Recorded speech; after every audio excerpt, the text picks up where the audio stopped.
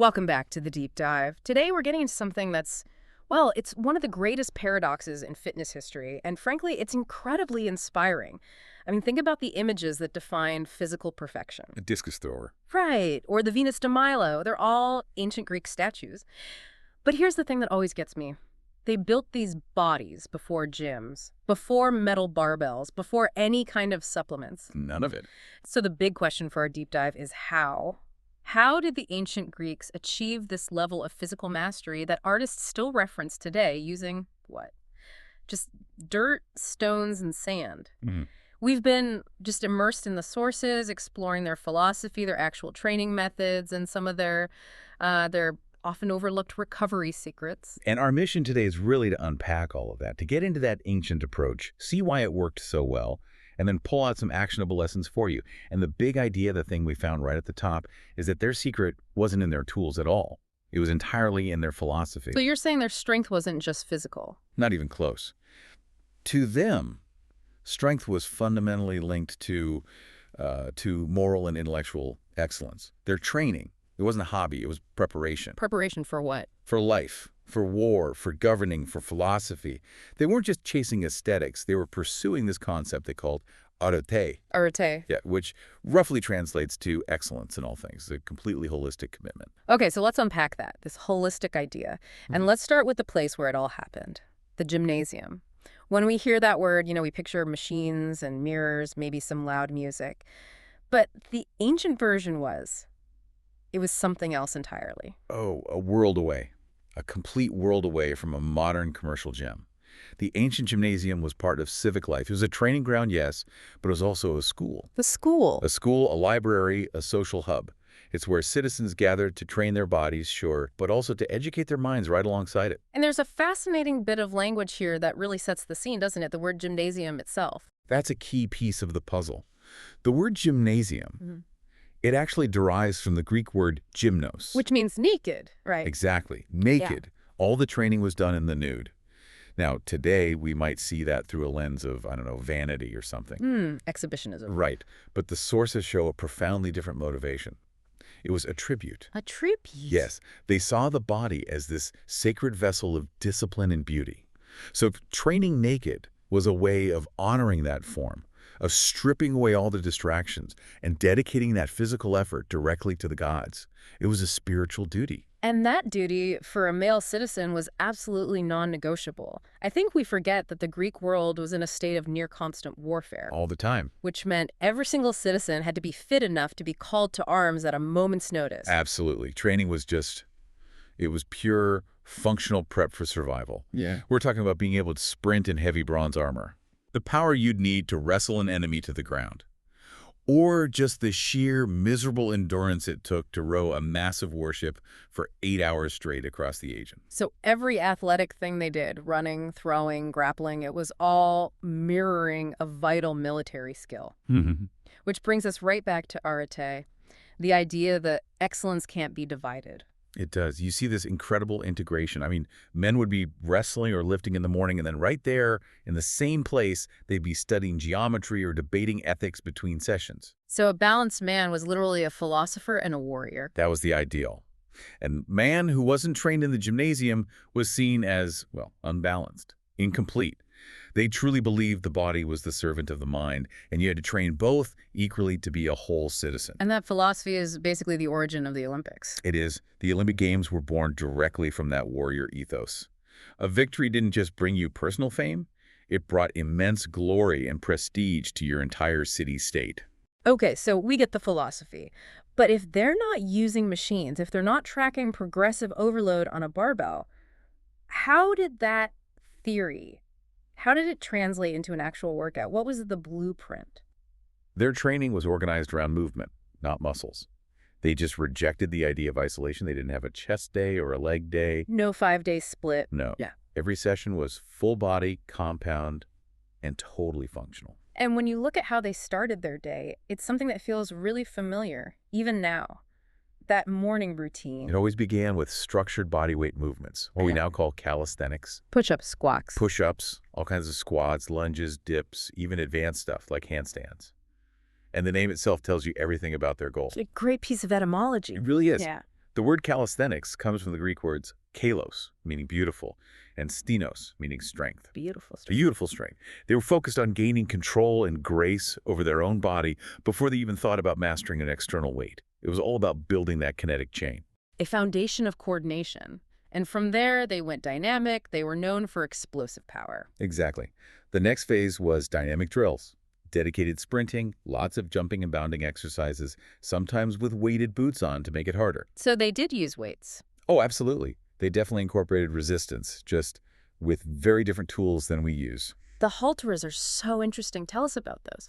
So the halters were their version of dumbbells. They were stone or bronze weights, often shaped like a crescent, and they used them for curls and presses, sure, but also strategically for jumping. How so? An athlete would swing them backwards on their approach, and then at the peak of the jump, throw them behind them to generate more forward momentum. It actually increased their distance.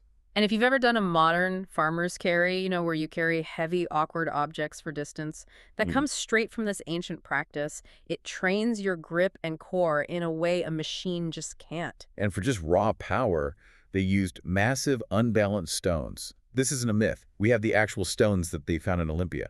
The Bybon stone. That's the one. There's this famous 300-pound carved boulder with an inscription confirming that a champion named Bybon lifted it over his head. With one hand. With one hand. It's unbelievable. And the insight is still so relevant. Lifting odd, unbalanced objects forces your stabilizer muscles to fire. It builds what you could call real-world power that machines can't replicate. Your body is constantly fighting for equilibrium. Precisely. It's building strength that can be used under stress. Yeah. Which brings us to what was probably their single most important exercise. The ultimate full-body workout. The sources are pretty clear on this. It was wrestling. Wrestling, or its even more brutal cousin, pancration. Which was basically no-rules fighting. Pretty much. A mix of boxing and grappling. And wrestling was central because it trained everything at once. Your legs, your core, grip, balance, leverage, and, maybe most importantly, mental toughness under pressure. And it's always fun to remember that the philosopher Plato, he was a champion wrestler before he founded his academy. His name, Plato, actually means broad-shouldered, which was supposedly a nickname he got from his physique. And that constant grappling with another person, someone unpredictable and fighting back. It creates this dense, highly functional muscle. You see the same thing in modern judokas or competitive wrestlers. Right, they have that thick, powerful build. And they get it without spending hours just lifting heavy barbells in a straight line. It's a different kind of strength. So if the body was there to serve the mind, let's dive into that unity a bit more, because this is where the Greek approach really splits from how we tend to think today. It's a huge contrast. We tend to split the two, right? We lift for looks or for numbers on a spreadsheet, and then we go home and work on our mind separately. The body is a project. Exactly. The Greeks saw the body as a core part of your education. The goal wasn't just to be strong. It was self-mastery. Your physical ability was a reflection of your internal discipline. Socrates put it perfectly. He said, "It is a disgrace for a man to grow old without seeing the beauty and strength of which his body is capable." And that quote frames it not as a choice, but as a moral duty. You are obligated to see your potential. They valued what they call the perfection of movement. Yeah. So form was prized over fatigue. Mastery was prized over just muscle size. So an athlete who moved with grace and control was admired more than someone who just looked big or who trained so hard their form fell apart. Precisely. You can even see this philosophy in their statues. The muscles are powerful. They're tense, showing effort. But the faces are always calm.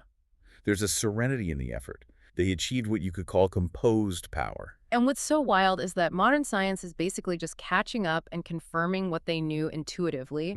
These multi-joint functional movements, they recruit more muscle fibers, they build coordination, and they create true athletic capability, not what the Greeks might have called artificial strength built by a machine. They understood that a highly skilled body improves your mind.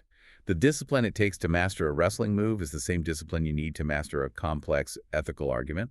They were centuries ahead of us. And that sophistication, it didn't just stop at the training, it went right into their recovery. That's right. If discipline means training hard, it also means recovering even harder. And recovery wasn't an afterthought. It was baked into the routine. After training, athletes would get a massage. A therapeutic massage using high-quality olive oil. And then came the cleaning part, With the strigil. Yes, this curved metal tool called a strigil. They would scrape off the mix of sweat, dirt, and oil. It's probably a pretty aggressive form of exfoliation. I can't imagine. But it must have been great for circulation. Highly effective. Yeah. And it prepared them for the next stage, which was hydrotherapy. They'd use cold water baths, followed by hot and cold contrast bathing. Which modern athletes do all the time to reduce inflammation. Exactly. And this wasn't just a quick splash, it was structured. They did dedicated stretching, rhythmic breathing exercises, and they even used herbal tonics and aromatic oils to relax the muscles. You can't call this primitive. Not at all.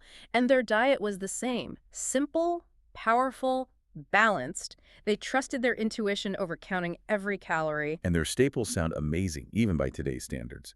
Whole grains, lots of olives and olive oil, fresh cheese, figs, fish. Wine, but always in moderation. Always in moderation. It was just efficient, effective fuel for a very demanding life. And all of it, the training, the recovery, the diet, was all governed by one principle. The golden mean. The golden mean. Yeah. Avoiding excess in everything. They trained hard, but never so hard they ruined their form or got injured. They rested, but not out of laziness.